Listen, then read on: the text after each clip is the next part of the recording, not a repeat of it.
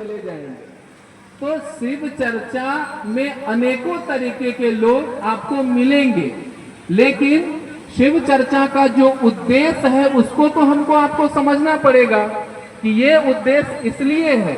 शिव चर्चा में मेरा आना या आपका आना एक ही उद्देश्य है कि हमको भी शिव का शिष्य बनना है और आपको भी महादेव का ही चेला बनना है। ये उद्देश्य हमको और आपको दोनों आदमी को याद रखना है कि हम आए थे यहाँ पर क्या करने के लिए। हम यहाँ पर आए थे शिव का शिष्य बनने के लिए।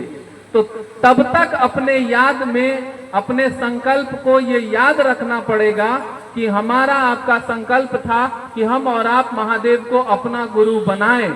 तो ये याद बारंबार इस बात को भूले नहीं, इस बात पर हम और आप लगे रहें। इसीलिए 3 विधा दिया गया है, इसीलिए 3 काम हमको और आपको दिया गया है कि तीनों काम करेंगे तो वो रास्ता हमारा आपका भटकेगा नहीं, उस रास्ता से हम और आप हटेंगे नहीं। पहला में जो दया मांगना है कि हे शिव आप मेरे गुरु हैं, मैं आपका शिष्य हूं, मुझ शिष्य पर दया कर दीजिए। यह संवाद जरा सा कभी सोच कर देखिएगा कि हम आप करते हैं इस चीज को कि नहीं, दया मांगते हैं कि नहीं। आप लोग सब लोग दया मांगते हैं। आवाज जा रही है पीछे, बरामदे पर जा रही है। दया मांगते हैं महादेव से, अपने गुरु शिव से दया मांगते हैं। क्या कहते हैं महादेव को, क्या कहते हैं? हे शिव आप मेरे गुरु हैं, मैं आपका शिष्य हूं, मुझ शिष्य पर दया कर दीजिए। ये किससे कहते हैं? किससे? अपने महादेव से। किससे?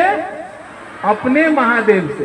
पहला में क्या कहते हैं कि हे शिव आप मेरे गुरु हैं, यानी मेरी बात है ये सिर्फ मेरी बात है कि हे शिव। देखिए साहब का देना, तीनों सूत्र देना, देखिए कितनी बड़ी बात है कि हे शिव आप मेरे गुरु हैं, यानी मैंने आपका हाथ पकड़ा है महादेव। हो सकता है मैंने पकड़ा है छूट भी जाए, हमारा पकड़ उतना मजबूत नहीं हो सकता है पकड़ मजबूत नहीं हो सकता, छूट भी सकता है। तुरंत फिर साहब ने कहा कि मैं आपका शिष्य हूं, हे शिव आप मेरे गुरु हैं, यहां छूटने की संभावना हो सकती है, ठीक ना, लेकिन मैं आपका शिष्य हूं, माने जैसा भी हूं, कुछ भी हूं, पता नहीं, अब मैं आपका हूं। अब जब आपका हूं तो आपकी भी जवाबदेही बनती है। क्या बनती है? कि आप मुझे शिष्य बनाइए, अब छूटने की बात नहीं आएगी, अब छूट नहीं सकता। तो हे शिव आप मेरे गुरु हैं, मैं आपका शिष्य हूं, अब मुझ शिष्य पर दया कर दीजिए। आपकी दया होगी, कुछ भी दया होगी तो अहेत की दया होगी आपकी शिव, और जब दया होगी तब हम और आप उस काम को कर पाएंगे जो काम शिव चर्चा में करने को कहा गया है। शिव चर्चा नहीं है, इस बात को ध्यान से सुन लीजिएगा कि शिव चर्चा सिर्फ वार्तालाप नहीं है, सिर्फ गप नहीं है।